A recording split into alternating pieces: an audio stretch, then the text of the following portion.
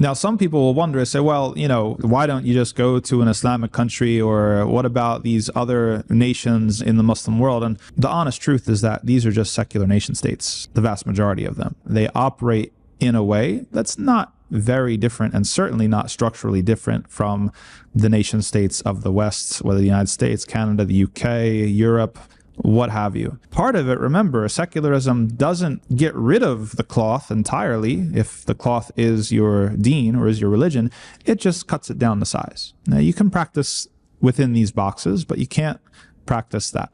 So the vast majority of these governments still operate on a secular framework. Law and ethics are not fully integrated. The guidance from Allah subhanahu wa ta'ala is not the highest order. It's not the highest call. The highest call is the government and obedience to the government. And that shows us the task at hand, which is, how does a Muslim respond? And how does any person of faith or person of conscience respond in this time? And it's a really interesting dilemma. That one thing that we hope to do is to demonstrate to the world opportunities and different possibilities for life that have maybe not been extinguished, but are certainly forgotten and certainly displaced. And so Islam offers a very, very important alternative to the current world order as we look at the increasing state power and increasing state surveillance, and we're concerned about the emptiness of our lives, and we're concerned about the immorality of our society, where you're just a couple mistakes away from being without a home, without any support, without anything.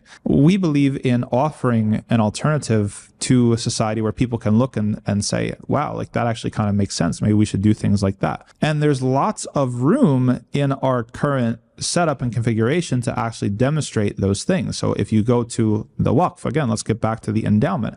A charitable endowment, at least in most Western nations, is something that you have complete freedom to set up. Now, most people in the West, they can't imagine paving roads without the government. But in fact, this was the norm. Most people, they can't imagine hospitals that are run just by endowments. But this is the norm. In fact, the university system, as corrupt as it currently is, the original idea of an endowment for a university was from Islamic law and Muslim society. Now, that's a whole other issue in some things that have happened with neoliberal models of, profit over everything else. But the general idea of having an endowment to provide these things is a really important Islamic institution. And it's one that we should really prioritize setting up to demonstrate people that there's other ways of having quality of life, that you can have these things and not necessarily by turning over half your income to the government. And of course, one of the most important things we can do is to look inwardly and to notice how we have been affected. Again, this is the soup that we're all in. This is the water that we swim in, that secularism has affected our ideas of who we are and what religion is, how we should be affiliating and defining ourselves. So we should all do that work of looking inward and paying attention to ourselves and noticing the ways that these things don't come organically. Actually, they come from a very, very recent hegemonic ideological project that happens to be dominant in the world right now. So to close, secularism, as we've said, is not simply a political system. It's an entire worldview. It shapes everything, and it shapes how you define yourself, your religion, your society, your family, your ethics, your morals, your values,